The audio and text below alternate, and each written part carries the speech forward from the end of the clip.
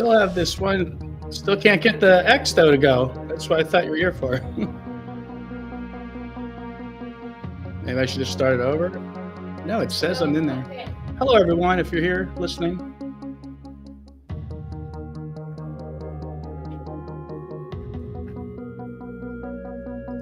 Huh. It's asking me like I'm missing something here.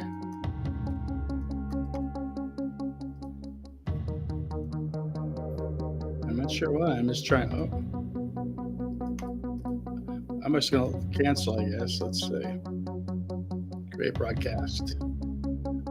Hello, everybody. If you're listening, welcome to Tridactyls. Let's see if I can get this thing to work here.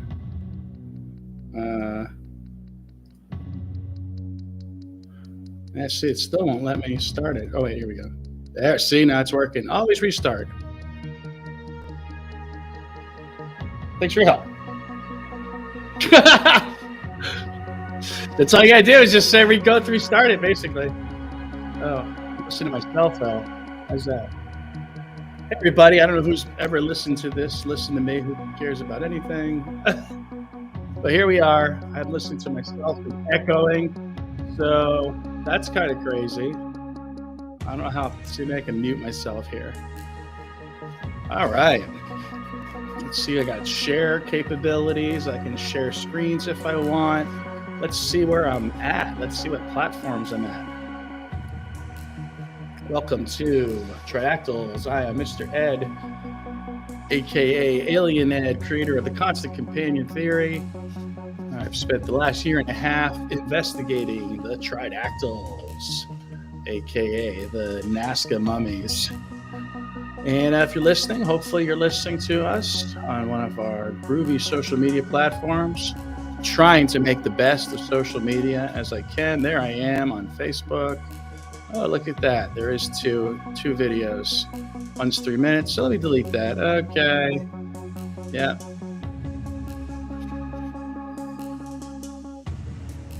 Sometimes we try to be helpful. And sometimes I try to be a pain in the neck. So what's going on?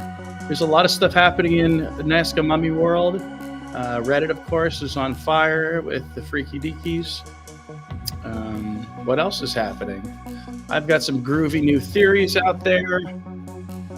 One on the morphology of the beings. I don't know where else I put that. Forget that what platforms end up getting some of my videos out there.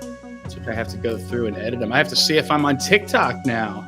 That should be a new thing. You can find out if I'm on TikTok. Let me know if I'm on TikTok.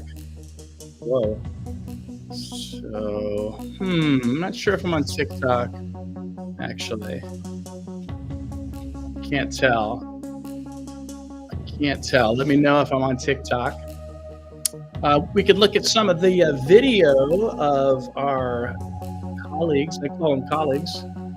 I'm on TikTok, so that's cool. I'm on TikTok. I should be on X. I should be on YouTube. It is like a media circus here. Currently, I'm running with the vertical phone style to encourage the TikTok people. There's so much to say. I'm a little out of the loop of doing these things. Honestly, I got sick of preaching to people about the authenticity of these beings. I got sick of my own voice. But it's like, hey, if you guys don't believe that these things are real, what am I going to do? You know, there's people fighting me in Reddit, and it's like, if you don't believe, you don't believe, but you're missing out on a lot of fun stuff. So, and I always say, too, don't listen to me. Listen to the experts. Go to the-alien-alienproject.com. And those guys got the website where you can interact with the CT scans. So it's been a while since I've done this, so I should probably give myself a go here. And let's go to the-alienproject.com. That's usually one of the first things I do anyway, right? Like, why not stay current with, I got to be careful here. I don't want to share top secret alien information here because I am pleasant. I will admit that I did get a sneak peek of the new website that'll be coming out. And so that's fun. But right now I want to check out my sharing feature, and I want to see if we can look at their site and go check out the CT scans, because that's really, honestly, that's the best place to start. Either that or the paleontologist report, Clifford Miles. He has posted several papers, I want to say at least 5, in the realm of paleontology. Apparently, he owned his own firm. He's feeling a little under the weather lately, so he hasn't been super into the topic, but we do hope that he will, come back again with more information. So let's see here. We're going to share, and you can still see me, so that's neat. But we probably don't have to look at my ugly grub that much. Who's my favorite? Well, I guess in a way, Artemis is my favorite, because Artemis is the one where I believe I discovered a fetus within the egg. Actually, 2 different fetuses and 2 different eggs, to be frank. One on their video imaging and one on their CT scans. Let's turn down the music a little bit too. I like it though. It's like Stranger Things. How very appropriate, right?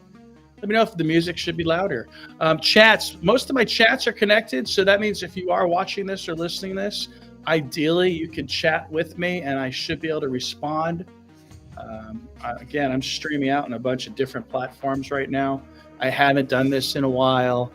I'm excited though, because I tried to make nice with the local Museum of Discovery and Science, and like a lot of people on this topic, it kind of ghosted me, and I never heard back from the guy, which in a post-COVID world, that seems to be a theme. But I'm happy that I'm going to be working in conjunction with my local library. So let's look at Artemis.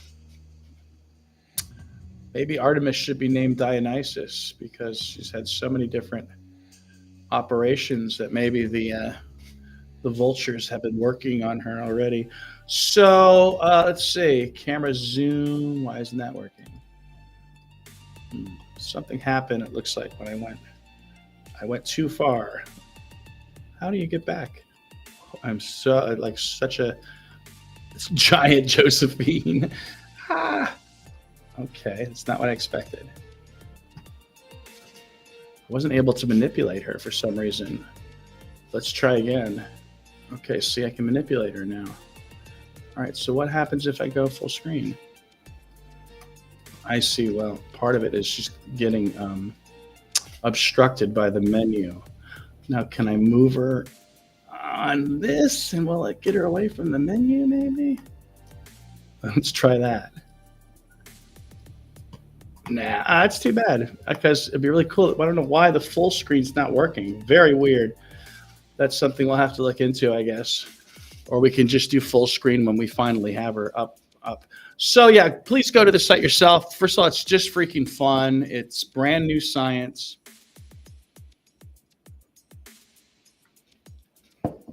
You can see her implants from here. We can remove the diatom layer, the diatomaceous earth, which was placed on the body, which makes them look like kind of like plaster.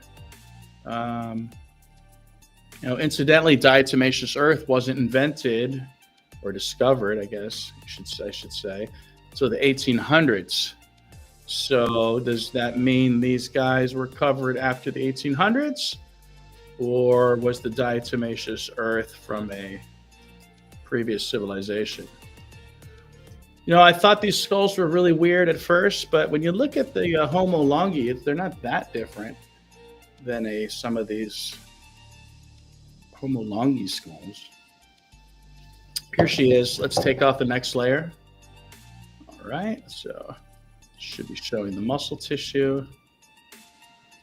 See that face? You might even, who knows? These faces might be the faces of individuals in artifacts. Is this the face of a Syrian eye idol, or is this the model for one of the Dogu statues, ceramics of Japan? Let's take off another layer. Okay, another layer, soft tissue, spongial bones. Kind of like to leave those on there. It still keeps her form. See the back of the skull, but you got to have a back of a skull, unlike the llama models. What else can we say about this skull? Of course, probably the most striking things are the supraorbital arches, which I suggest makes our impetus, the inspiration for our heart symbol are these arches. So why would it jump from their face to heart? You have to, that symbol, the symbol of love. You have to ask yourself that. Why is their face the same as the symbol for love? Now this seems to show a space up here. I don't know if that's the fabled kappa that you'll see in the Japanese mythological creatures.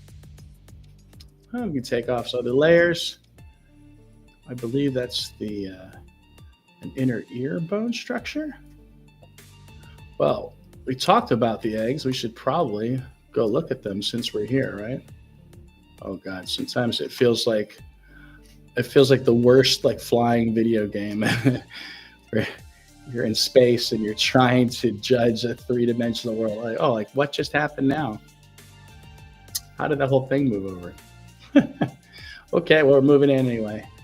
There we go. Ah, look at that. Okay, we'll take off some more layers. We'll take off a layer from the eggs. Oh, see now, are these like eggs within the other creatures? These small oval positions here, pieces?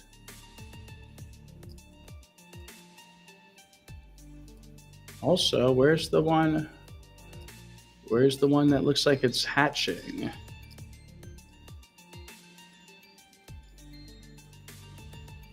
I don't even see that one right now. All right, how about these pieces here too? Are these striations, or is that some sort of muscular striation? Of course, there's going to be some pareidolia, like that looks like a face of something, but I'm going to assume it's not. What else we got in here? Now, originally, it's weird. I'm not seeing it now. Is that originally there was the shot, and we have it in a video. Maybe it's from the actual footage that we were looking at.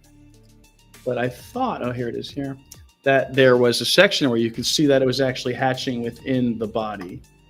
We thought that was important. And I say we, I mean just the general people that are trying to work this out. There's a lot of people that have no interest in working this out. They either just want to say fake, or they just want to wait for someone to tell them what it is. And I can't just sit by and wait. So we've done plenty of our own investigations. And again, I say we, I'm like just people who are interested in this topic and they want to find out the truth. And right now it feels like this is a very important discovery. These things look like they're hard to fake, hard to replicate. You know, everyone, all the critics, skeptics, they don't seem to have an answer how you would replicate something like this. So similar to Artemis is Josephina. So these are the smaller beings. I liken them to the Yakshini. The Yakshini are the dwarves of Hindu myths. You know, the myths and characters and creatures that revolve around the Naga are vast. There's yakshas and there's differentiations in groups like asuras and devas. Rakshasas are like the ogre types, and there's a wide range of these mythical creatures. But I had the theory that they were the equivalent of our dwarves.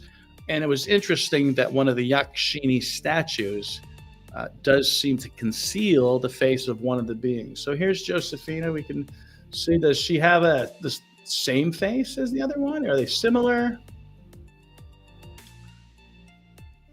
Well, she does.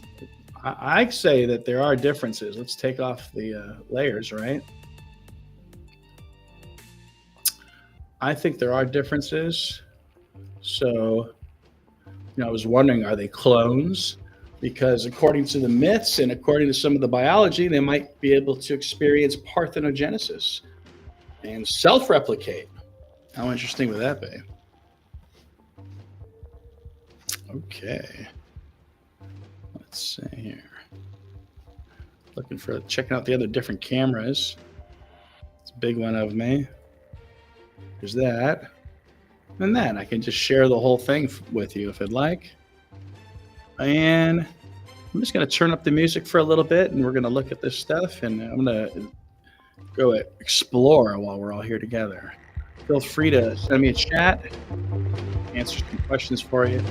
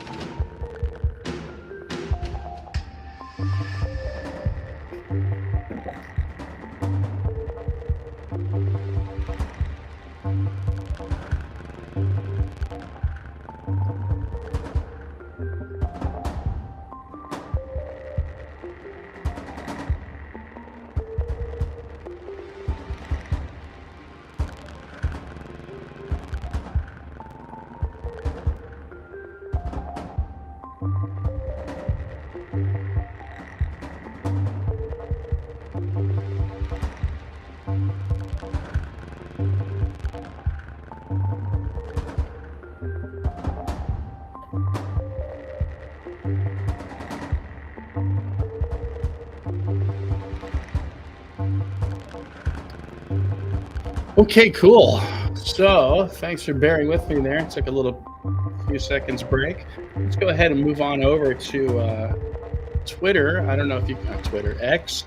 I don't know what you guys are following on X, but I do want to show you the latest dental video of, I believe, the being called, is it Paolo or Fabio? I forget what his name is now. There's so many creatures, right? It is getting really hard. I think it's eventually what's going to happen. We are just going to get overwhelmed with the number of different types of tridactyls there are out there. Let's see. Okay, great. Let's watch this. Thanks to Gonzalo Chavez out there. We can hear it too. Wouldn't that be nice? Y abajo y arriba, ¿no? No. Esta es la encía. Abajo. Sí, Abajo. la encía está aquí. Esta es la raíz. Exacto. Sino que la encía se retrae cuando se Exacto. reseca. Exacto. O sea, la encía normalmente llegaba hasta acá. Exacto. Entonces Se tienes retrae. muela superior, muela inferior, ¿ok? Sino que la parte que mastica es esta. Exacto. Y en esta muela del costado se ve como que tuviera una aplique. Reparación, algo así. Como una amalgama. Como una amalgama, sí. No sé, o sea, es lo que quiero Si ver. María tenía tratamiento dental. Odontológico. Tenemos la parte inferior y en la cara superior se ve como una Con la especie corona. metálica, como si fuera una corona. Qué ¿Cómo ves? interesante esto, de verdad. Ah, sí, de plano. Y abajo y arriba, ¿no? No. Esta es la encía. Abajo. Sí, Abajo. la encía está aquí. Esta es la raíz. Exacto. Sino que la encía Exacto. se retrae cuando se Exacto. reseca. Exacto. O sea, la encía normalmente llegaba hasta acá. Exacto. Entonces Se tienes retrae. muela superior, muela inferior, ¿ok? Sino que la parte que mastica es esta. Exacto. Y en esta muela. So anyway, what we're seeing is that some of these hybrids do have teeth and they have dental work. So the dental work obviously is a clue to an advanced society. Now, who knows who knew about these things, how long they've been around, how long maybe the bodies have been passed around. I mean, let's think about the culture of ancestral worship, because really that's where ancestral worship derives from. Ancestral worship is meaning that there was a time when we revered these beings, and I think ultimately we're just one big cargo cult would be a way to put it. So how cool was that? We're getting some dental work on the beings. Now, of course, for myself, I try to focus on a little more of the cultural stuff, but yet I have been using the AI to look into, the morphological features of the beings. And I'm talking about, thanks to the Clifford Miles report, because he's the paleontologist who pointed out some of the interesting features, the features that are likely damn near impossible to fabricate. You know, all these people that say they're fabrications, they never really explain how do you fabricate flesh and blood? Where do you find a semicircular rib cage in the natural world when it's something that, you know, just doesn't really exist anymore in the record? These features go back hundreds of millions of years. Let's take a look at what do I got here? Is this it? Okay, so here's just the latest sort of, I call them info memes I made. This one's just showing you some just great close-ups of the skin. So that's fun. You can see the fingerprints. The fingerprints are unique in that they are not the concentric sort of semicircles on ours. They are more of parallel lines. I suggested that maybe the striations at giant megaliths in various parts of the world, maybe those striated lines are influenced by their fingerprints, almost as if to say, I literally left my fingerprint on this structure. I made this. If you're looking for more information, I do recommend Alien Bodies, but it is on Reddit. And so there's a lot of angry skeptics out there and willful skeptics. Let's see if I can find some morphological information for you. So let's go ahead over to Reddit and let's see what we can showcase there using my Restream to replace screen sharing. So does that give me another option? Oh, that's neat. Okay. Yeah, let's go here. Cool. So yeah, I got a page too, of course. I got a group on the Reddit. So probably one of the better places I feel like to sort of interact with people and share ideas. Although X, a lot of good ideas going on there. I'm looking for collaborators, for people that want to either encourage my research or double down on my research or join in is fine as well. So it's a little advert. Hopefully I'll take something like this for my local library. I am going to be doing a lecture at my library. So I'm going to do my best to start disseminating this information out into the public. I think it's important. Okay, cool. So we'll just go through some of these. It's a good way to catch some people up and maybe to explain it myself for some of these. Like, what are you trying to say here? So a lot of what I do involves steganography. That is, I believe, information was hidden in various aspects of art. So here we have, up above me here, we have a piece from the Vinci culture of Europe, and I call this the arms as a face motif. And so it appears as though, if you can look at the Yakshini statue on the left, and the Photoshop of me removing the superfluous, you see the arms as face motif pans out and creates a little tridactyl face with supraorbital arches, the temporal bones on the side, and a little therianthropic animal-like nose. The Egyptian faience pieces seems to be demonstrating the same thing.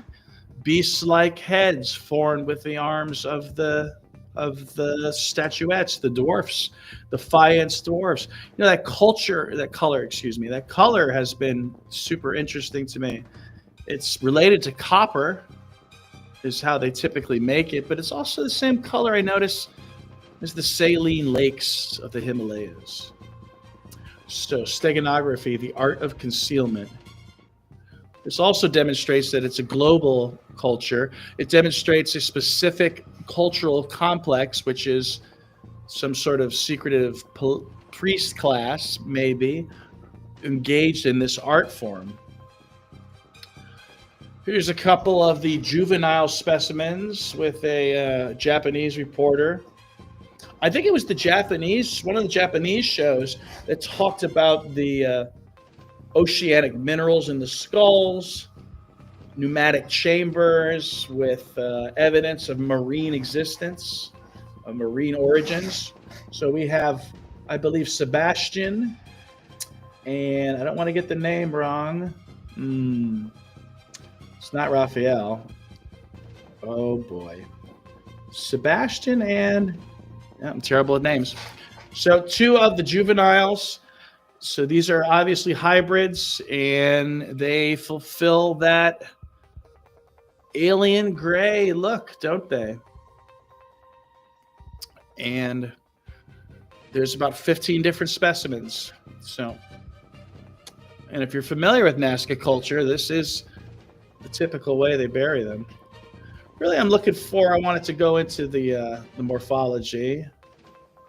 Well, this touches upon it a bit here.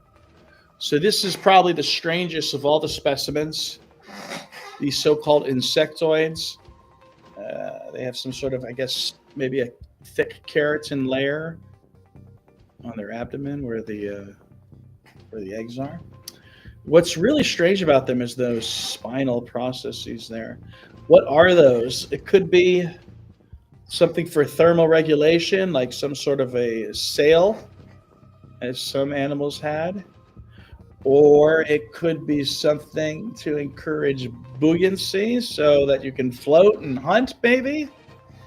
Or it could be something as simple as, as support for exterior respiration. I don't know. Again, that's the most anomalous thing about these, I would say. I would suggest that this represents a different species, same genus. We have the tridactylism. The heads are elongated, but I wouldn't say they're exactly the same. In fact, I almost feel like they're missing the supraorbital arches, which makes me consider, is that actually a human trait or an ape trait?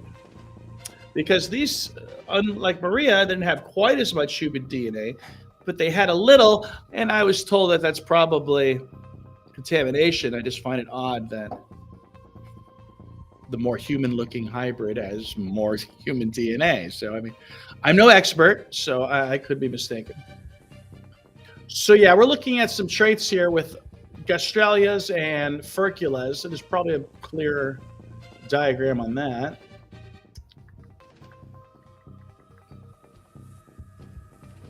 There you go. Perfect.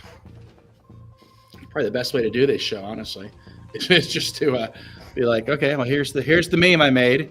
This is what I've been talking about lately. So these features are super important. Again, I can't thank Clifford Miles enough for coming out with his report. A legit paleontologist. The guy knows what he's talking about. I've had personal contact with him for whatever that's worth. And thank God he pointed these out, because really the focus has been on Maria, because that's like an easy play right there, is to prove that this Maria was an authentic living being. We don't care if she's human, non-human, half human, or what. Let's all just come to the conclusion that Maria was a once living being that was unmanipulated in her scope there. What do we got here? So check it out. The nearly circular rib cage, which you don't even find that in serpents. And then this piece here, correct me if I'm wrong, in here is the gastralia, which probably to keep the torso inflated due to no lungs within inside. I guess, I don't know. Some of this I'm spitballing on myself, you know. I've done my best to work it out with what Cliff said and the AI, but it's still a mystery. We need a consensus of some serious experts in here. So we got the furcula, and it's looks like it's fractured. So is that from an attack? Because Josephina, I last heard, hey, Gears, thanks for coming. Gears helped inspire me to do a show, even though I'm just like, all right. It's got to be like the right time of the day, too. Like right now, for me, it's like 5:30. The sun's actually going down, and my energy level starts to follow along. I actually try to do stuff in the morning, believe it or not. It's part of getting old. Gear, what's up? What do you want to talk about? What's going on? We've got gastralias and furculas on the stream, because that's some of the weirdest stuff. And you really have to be some sort of, I don't know, Frankenstein genius. You know, everybody disses the medical experts, but I want to know who this flesh artist is that they take so much stock in. Who is this magical flesh artist that skeptics respect so much that they can make fakes? Okay, so here's one of the fetus skulls. I believe I discovered in Artemis. I was told that it is not a fetus skull, that it is pareidolia. So I did my best to point out all of the observable features that you can see on the larger adult specimen. So, and that temporal bone is really, it's going to be important in the art too, if you're looking, because it creates these like triangular pieces. I don't know if it's super popular, probably not as popular in art as the maxillary plate. I see a lot of that. And of course the eyes, right? These are likely your watchers from the Bible, amongst other names, right? It's probably part of the confusion is that they're going through either evolutionary stages or they're going through just metamorphic stages. So we have all these different bodies, right? But we also have different mythological creatures. So lately, I was just learning about a lake called Caracol. Oh man, how cool of a name is that? Where's my meme for Caracol? I didn't post it? Well, that's unfortunate. Let's get out of here. So what else? Oh, here's Gear. Yeah, Gear inspired me. He's like, "Why you gotta do a show?" And it's like sometimes too, it's like, well, what is there to say? Because I have it said already too, you know? But I'm trying out, I got like a bunch of new streaming happening. So I'm hoping we'll go back and check. We'll see what's out there. I thought it was somewhere else too. Oh yeah, YouTube. I wonder if am I streaming on YouTube? I don't know. You hope, right? Let's see. Yeah, it looks like I'm streaming on YouTube too. Great. That's awesome. I have to thank my gal in the chair, my tech person, Cyberlinks, making sure I am all set and ready to go. Oh, here we go. There's new stuff coming in as we speak. So let's look at that, right? Come on now. That's right. There's the DICOMs are coming in. Let's do it.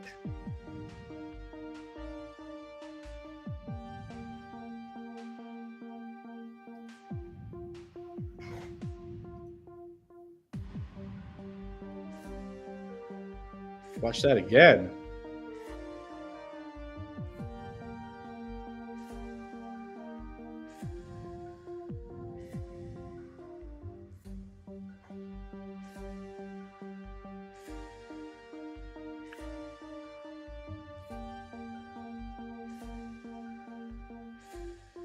One more time. We got the DICOMs coming in from Montserrat.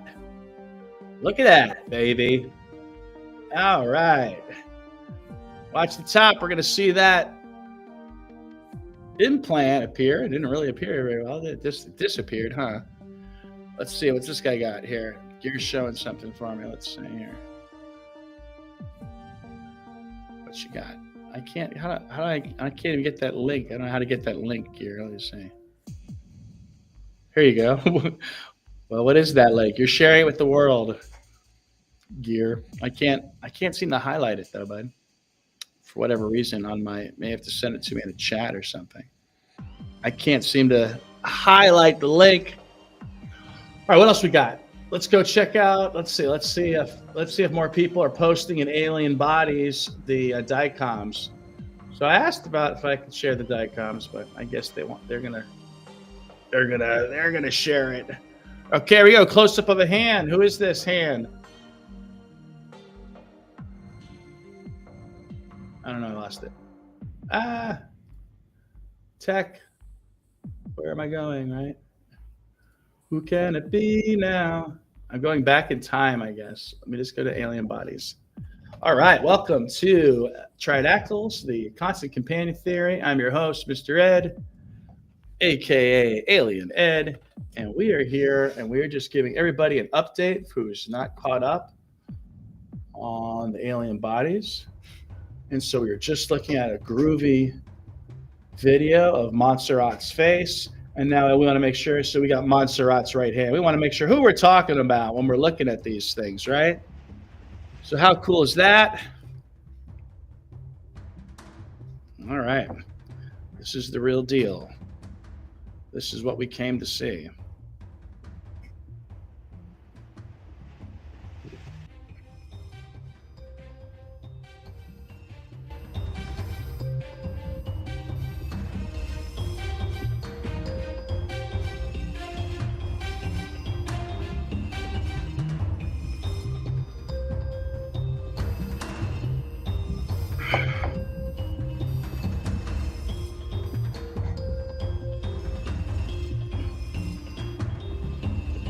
I'm having fun.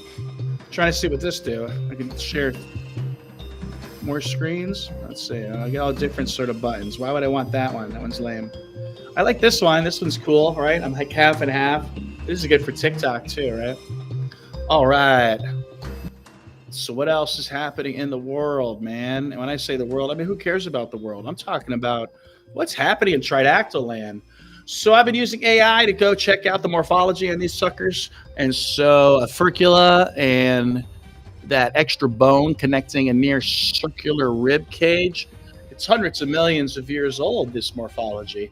They either are retaining some sort of antiquated features that disappeared in other clades, or they're actually these sort of basal or grandfather species to such features as furculas and tridactylism and gastralia. Yeah. You know, I knew the reptile term wasn't going to work, guys. They're more proto-amphibian than reptile. All right, so the dicoms are coming in. This is meant to shut people up. So what else? What else? What can we do? What can we do? Let's look at some of these morphological timelines to help you better understand this Gastralia and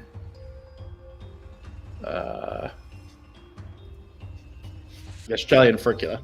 Guys, having fun? Let's see. I haven't looked at the chat in a while. I know Gear was trying to say something here. Yes, it's the stills of Montserrat Yank. Oh, okay, great. And a fantasy reconstruction. Oh, that sounds fun. I don't know. We're working on one over here too. We've got a little buddy. So, you know, I keep making different memes about this morphology because I think it's super important. So here's one. You know, it's not exact right here, and I came up with a clade name. I'm using Nagalomorpha. Okay, so the Naga forms. So when did these Naga forms come out? Well, right over here, we have lobed fin fish. We have bilimb bifurcation. Excuse me, forelimb bifurcation. So that's referring to is when the like salamanders, unlike frogs, will grow their front legs first. So that happened around here, around 400 million years ago. So that in itself is a strange feature only found in amphibians that represent early amphibians. So right around here, according to this timeline, you know, the AI has given me numerous different theories. This one here is separating. Oh, you can't see where my fingers are pointing. Over here, Nagalomorpha. Now you can see where I'm sort of running my mouse. Let me see if I turn up my camera. Does that help? No, because it just puts that there. There we go.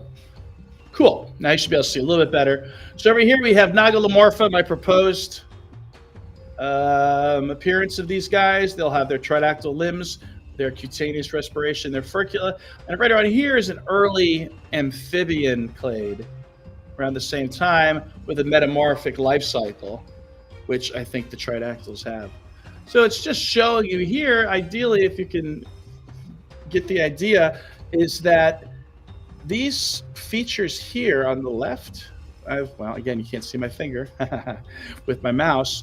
These features here on the left, sure, this clade on the right also has, but these tridactyls continued with these features, but then also developed a gastralia, which doesn't happen in the amphibian clade. So that's sort of the importance of those two features, is that they're sort of contradictory to each other as well. So they either represent some sort of clade that retain these antiquated features, and they're known as Lazarus taxon, that is like Lazarus, they come back, or they're predecessors to, I don't know, all of Tetrapoda, all of the animals of the world, for all we know. Yeah, man. Lots of good stuff. Oh, here we go. Here's one of our samples. Gear was trying to work on this guy. Here's a reconstruction. What do you guys think of that? He's fun, huh? Yeah, Gear, if you can send me anywhere else that's out there. So what do people want to go? You want to go to the alien-project.com. You always want to go there.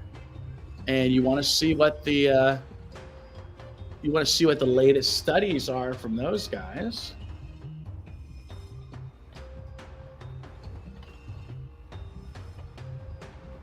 Yep.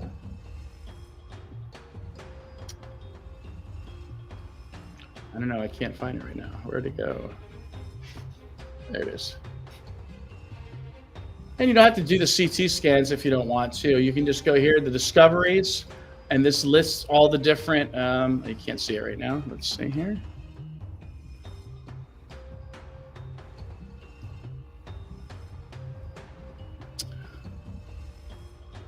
Go to the discoveries.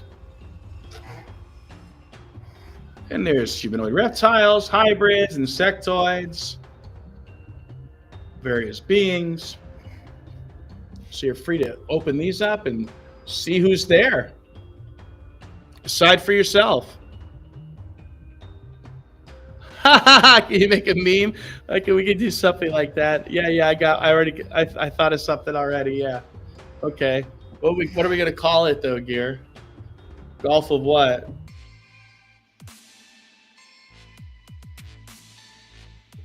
Golf of Maria. That's funny. Yeah, Gear suggests that we change, so we have to add a tridactyl head to the Gulf of Mexico. I love it. Of course, Victoria is interesting. Victoria, these bodies, these specimens, might be individuals from our history. Perhaps Victoria is the seated god that is depicted in so many tribal art pieces. I am trying to open her up, and it doesn't seem like it's opening. Why is that? Is it because of this weird? Oh, here we go. Something's opening. Oh, this is fun. Still like to just give you a little diagram here of perhaps what these beings may have looked like. We can definitely zoom in. How cool is that? Oh, wild. Okay, so of course, Theory, since he's the first researcher, Gulf of La Familia. Theory's the first researcher to get these hands on these things, so he kind of has, I guess, naming rights at this stage. So he's calling it a humanoid reptile. I, of course, disagree with the reptile. I say these are some sort of proto-reptile or something. What else can you say about her? No umbilical scar. Yeah, that's weird, huh? Absence of hair. 3 toes with 5 phalanges. Close-up of the fingerprints. This is just Maria. There's so many specimens. You can kind of latch on to some that you like. I prefer the little ones. I think they look the most alien, you know? Oh, no. That's true, the Gulf of Jaime. Maybe I should just for the skeptics, huh? Yeah, the skeptics are pretty brutal on Reddit. They don't stick to the facts. They'd rather talk about people and gossip. What else? So, Nagalamorphous. So let's talk about the human cultural stuff. So, as many of you may know, is that I believe these beings are the Naga or the dragons of China. And I'm not talking about, 4-legged things that a knight in shining armor makes. I'm talking about beings. Dragon men, they might call them. Listen to the myths. That's the thing about people of Nagaland and ancient Chinese myth. People believe that they descended from these beings, right? There are people today in Nagaland who practice the neck extending.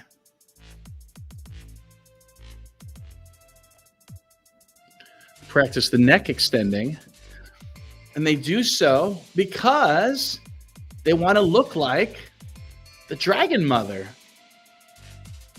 Now, I had told people on X, I believe that these beings are the Naga and the dragon of myth. And don't you know that Maria's DNA came back with DNA from Myanmar and the Han people of China, Myanmar, where they practice the neck extending for the Dragon Queen. So,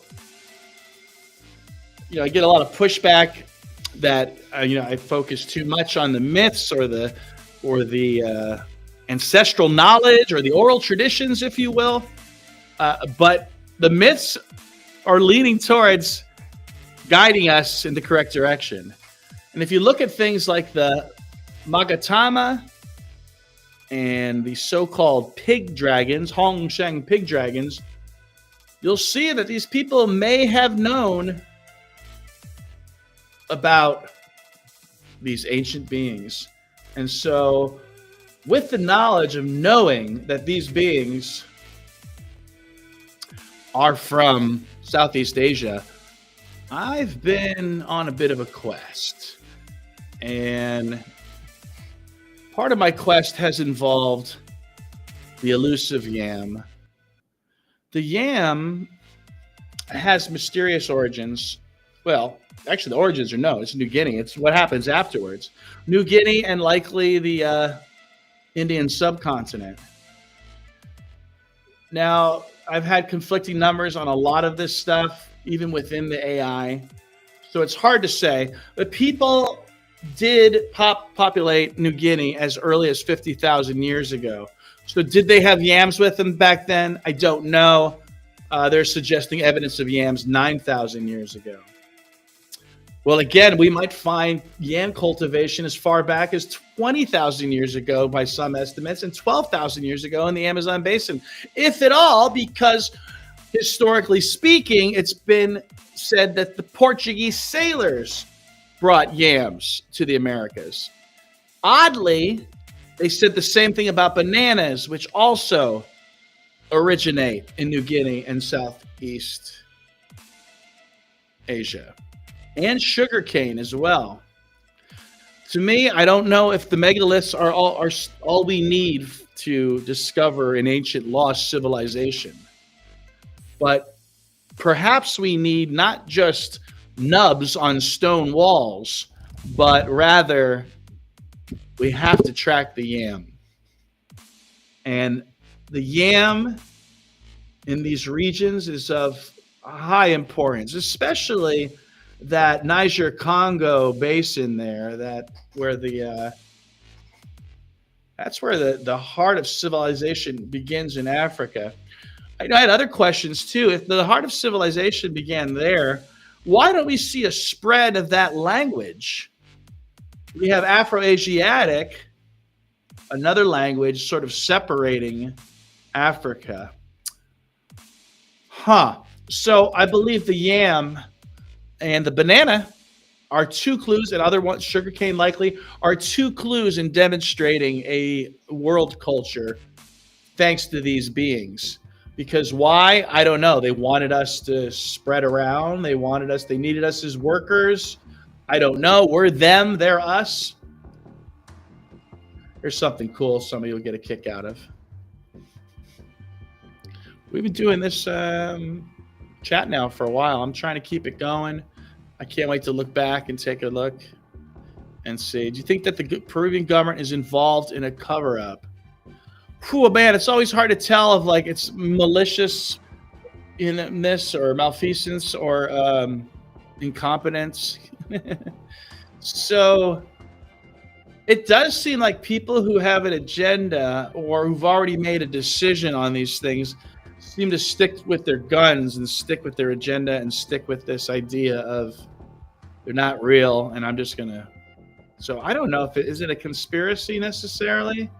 It feels like a conspiracy with the modern UFO people. I mean, thank God Greer finally said something, right? Hey, check out this cool artifact. This is one of these Taino artifacts. We've got the spirals there, which I suggest indicates perhaps a serpentine fertility symbol from the waters. Look, when you flip it over, you have a different sort of stylized face.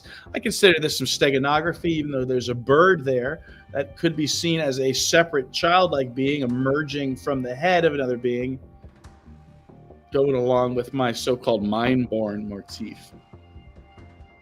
Yeah. What else is happening? I'm not getting any talking from X, so I don't know if I really don't have my chat on like I thought I did. What else is happening out there? So, you know, we're looking up the cultural connections here. I'm big on the phonemes. So I believe what I mean by phonemes, I mean the NG phoneme the Naga phoneme.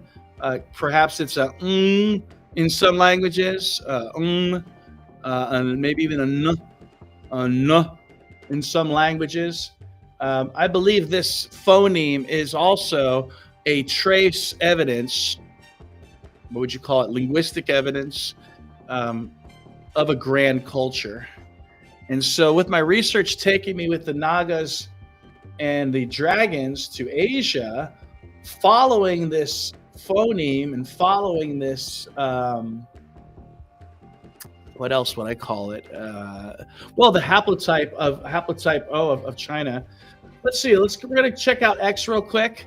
And I'm just going to pull up X so I can look up a couple of my latest info memes, I call them. And actually, this one's not an info meme. It's just the maps I think I posted. So let's go ahead and look at these maps so you know what I'm talking about, why I'm on about something like this. Well, let's look at these real quick. I keep passing it by them. Check this out, you guys. Let's share screen, right? Boom. Yeah, I'm getting back into the groove. You know, you got to get all this tech going and sharing. So this is an ancient Chinese radical. It's like a letter or a phoneme, or I guess it's a word even too. But radical, and it's Tian. Okay, 2 radicals for Tian. And if they don't look like little dwarf people with big heads or serpentine anomalous limbs, so this Tian is the Chinese word for sky, for heaven, and for God. So why would you have all those words together? Sky, heaven, God, and have it associated with these little bodies? The hand video was beautiful of Montserrat, if that's what you're talking about. I'm just trying to pull up some more evidence of the yams. Boy, I post so much stuff. So here's some maps. This is what I wanted to get to. So I'm trying to trace, right, the Naga belief, Nagas and dragon belief system, essentially. It's it's this so-called serpent cult that other probably people speak of. I don't really use the term serpent cult that much because, they're not really serpents, are they? Well, there's serpents and there's snakes, right? Anyway, too confusing. I like to call them the Naga. I think that's a cool name, and I think the Hindu people did the best at recording the history. Maybe the Chinese did. I don't know. So what you're looking at here is all these little blue dots represent salt lakes in the Himalayas. Wow. These are salt lakes in the Himalayas. And up here in the yellow region, we have Srinagar, which becomes Kashmir, which is supposed to be one of the homeland of the Nagas. So if that's the homeland of the Nagas, there's a lot of saline lakes here, but there is a discussion or a debate of where the Sino-Tibetan language came from, the Chinese Tibet language. Where did it come from? Because up here, they want to say the Qingqi Lake region, which coincidentally is also a saline lake. Others say down here in this Yunnan corridor. I don't know, can you see that? I don't know. You can't really see it on the map. You can't see my mouse very well, can you? Huh. So there's a green dot over in the southeast that may be where squinted. Maybe where a language group developed. I suggest the language group developed in the Himalayan plateau, which is a supported theory. It's not completely my own, but it's so close to the Indo-European homeland too. I can't help but think that maybe in a distant time, circa maybe 50,000 years ago, maybe that's a reasonable time period, that we had a proto-language of humanity. So I suggest the Nagas are coming from this southwest Himalayan region. They pour down into Southeast Asia proper. They pour into China. When I say the Naga, I'm saying, likely hybrids and humans. It's likely that it's seeming as though we're related to them and perhaps evolved from them. So who knows? Maybe that 1% unknown DNA we have isn't so unknown anymore, is it? Let's look at the rest of these maps. So this is something I'm calling the Naga Empire, but it's really, this is just the spread of the Sino-Tibetan language and the haplogroup O, which is mostly the Han people, which I guess that's Maria then. I'm not positive, but I think so. Okay, and this is the actual haplogroup. Look how far west that goes, right? It's where we have our Eurasian people. But just at the border of that, just at the border where the final spread of that haplogroup is where the Indo-Europeans are. So, I don't know, is that just a point where a line was drawn? Or was it a point where our cousins went one way and our other cousins went the other way? And so they give a name for this region. They call it Zomia, which is great. Oh, they are. Yeah, they're the Anunnaki. In fact, if you look at that name, Naki is also very similar to Naka or Naga. And Ki, you may have heard before in martial arts, Ki is essentially Earth Mother energy. And then An is like a great serpent. It could also be similar to Ang, which is another Southeast Asian phoneme. Ang, Naga, yeah, the Anunnaki. It's the same thing. It's pretty much it's all related, all this stuff. It's what it seems to be. There is no separation. It's all one giant relatable myth. So yeah, that Anunnaki, I think it loosely means like something like An of the Naki or something, or An of the Naga Queen or something like that. It's something along those lines. It's a plural name, but I think it actually has individual meaning to it. That's part of what I've been trying to do with these phonemes, and it's hard with the AI because a lot of science isn't put into the phonemes. So a phoneme like ka gets dismissed as literally, oh, that's just a sound that people make. Same with this If you look in Niger, in Nigeria, and all these other words over there, you're finding that Nkongo or other similar words are there. That same is only coming from one other area, and that's Southeast Asia. Oh, the missing rib. That's right. Some of the males have less ribs than the females. Yeah, man. That's Gears talk. I should probably be sharing your. That's the other thing I forgot to.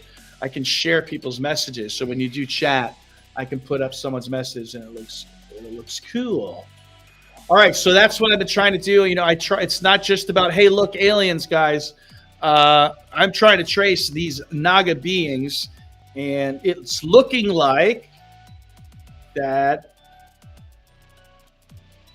To me, their original homeland is actually probably, if we had to zero in, Kashmir might be a great place to just for a name. Kashmir, they said the great Naga king, Ka or Kashyapa, one of them, might be the same being, that they just give them the same names, right? Or different names, the same being. Ka or Kashyapa actually drained the lake region of Kashmir. So you can imagine all these other lakes. So did they have something to do with the flood? Did they encourage the flood? Did they warn us? I think they warned us. That's at the very least. Awesome. We're talking tridactyls. This is the constant companion theory. That's the theory that we've never been alone, that they've always been with us. And if people are interested, I do have a link. You can come on the show if you want. You can use just the chat, and ideally I'll see your chat. If not, if I don't see your chat, just feel free to hit me up on one of the social medias. We're on Facebook, we're on TikTok. Looks like we're not streaming on Reddit.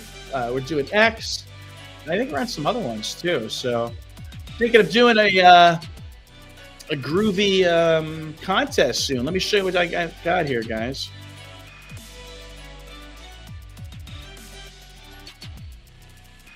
Music's not bad, huh? Let me show you what I got here. So, who would like to win one of these? I've got two. I think I'm going to save one for my live lecture at the library. If there's any researchers watching right now, and if there's anything you think I need to cover for sure, I'll be probably bugging you and asking you, what do you guys think I should talk about? Cool. So this is close to a real size, if not exact size. What I like about it is you can still see a lot of the features like the supraorbital arches, the heart-shaped cordiform face, therianthropic nose. You can kind of see the temporal bones coming off of here, right? Occipital bump in the back. Who knows? Were these things also the inspiration for our drinking cups? You know, the word cup and cap have the same etymological background, because people were literally drinking out of heads.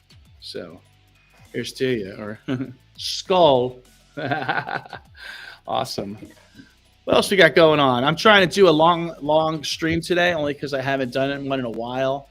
And I like the fact that I'm on multiple platforms, so I feel like we're really getting the word out there. Let's see. People are talking about the traits, the morphological traits. What does it mean with them being hundreds of millions of years old? What is this Lazarus taxon? Here's someone here saying, I believe they had ears. Maybe, but they fell off. There are definitely depictions of some with some floppy skin that would be coming right off of that temporal process. So, yeah, that might be one of the features, because there is some strange, floppy things going on in some of the archaeological record. Maybe they fell off. Okay, that's interesting too. Maybe they hadn't just evolved enough to that point. Interesting.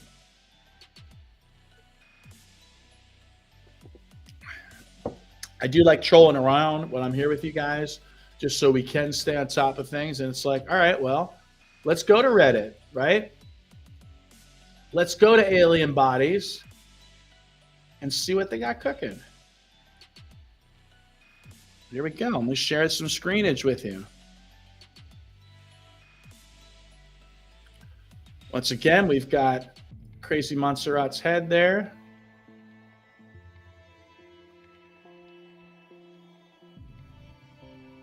Oh, I had someone put makeup on her. That's funny. These still won't be satisfactory for some people. If you're not familiar with Maria, there's Maria and an artist impression. It's kind of neat.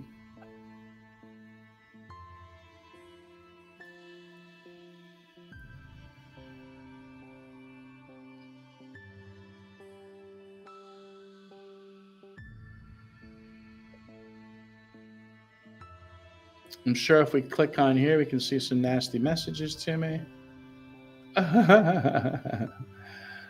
Yeah, someone says they're slandering you. Oh, well, what are you going to do? Hey, you just got to be you in this world, guys. You got to stand for what you believe in. And right now, I believe not only are these things authentic, I mean, I came to that conclusion a year ago, but not only authentic, but they have a deep history with us. In fact, there might not be an us and them. It might just be us. And that's what we're going to be discovering, right? As the science comes out, especially with the DNA, the more DNA samples we get from the more of these. Oh, blue in color, huh? Yeah, I'm working with a turquoise, greenish turquoise blue, kind of based on the saline lakes of the Himalayas. That's my inspiration. If you look at the Haitiki, they're green. If you look at the Egyptian faience, they're like a turquoise blue, those things. Shiva, of course, depicted blue. So, and there's the possibility that they were different colors. So that's Gears fans saying they believe they were blue. So yeah, and that gray might just be something that you get when you're not in the water or you're not in the sun. Perhaps something along those lines. Awesome. I'm trying to think what else out there. I feel like I always forget, like I'm missing something good to tell you. And that's why it is good to just kind of troll around sometimes and just see, like, well, what have we posted lately? Hey, you know what? You guys have, let's look at my video of where I think I found the old fetuses. So let's see. Hopefully this doesn't get banned, right?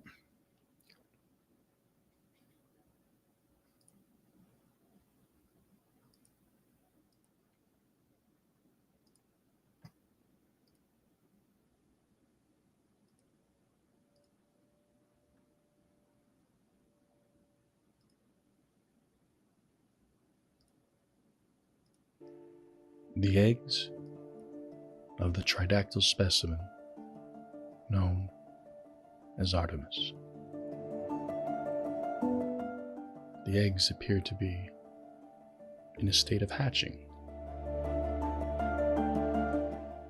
What one expects to find in the eggs of a tridactyl are pig dragons.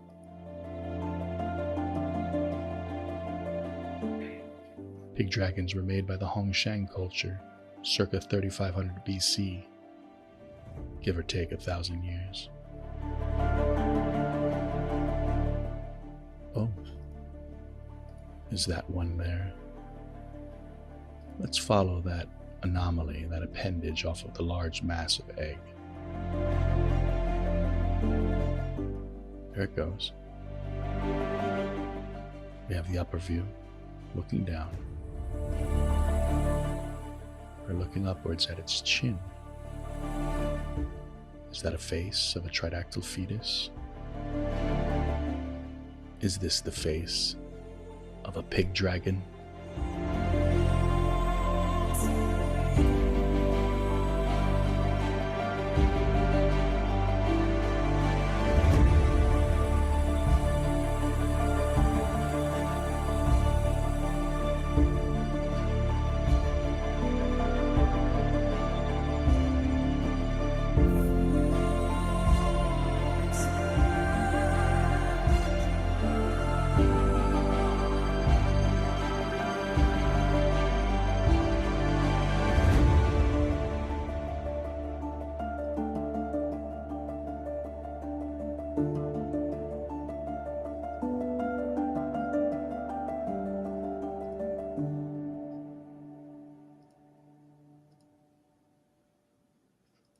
All right. That was pretty cool. Hope you guys liked that. That was one of many exciting discoveries here at the Constant Companion Theory with your host, Mr. Ed. All right. So what else can we be looking forward to? Well, we could be looking forward to more of these DICOMs coming out. So I appreciate everyone who's been posting those. I can't wait to be able to access the site. So we'll have 2 sites now of pretty good quality, right? We'll have the Alien Project, and we'll have this new Tridactyls page coming out. Of course, I do have my site. It's sort of just a placeholder for my theories, so I can put my PDFs up there. And it's also a great place for my store. Maybe that's something we should consider. So I do have both of my articles up there. The Tridactyls, Humanity's Constant Companion, and also I have, what's the other one? The Nazca Mummies and Xenoanthropology's Humble Beginnings. I don't know why I want to talk like Walter Cronkite when I do that, right? Can I, oh, look at that. You can see me up there too. So I could theoretically turn off my camera and just stream this. Oh, no, my head's cut off. Anyway, what else is about this? Let's check out my store since we're here. So it's recently been brought to my attention that the store costs money.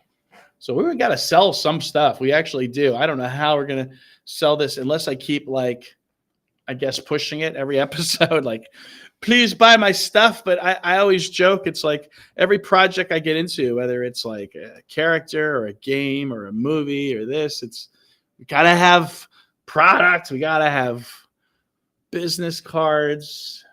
So look, I don't know. I'm going to buy some stuff. I'd like to get my set Naga Cobra. That's kind of cool.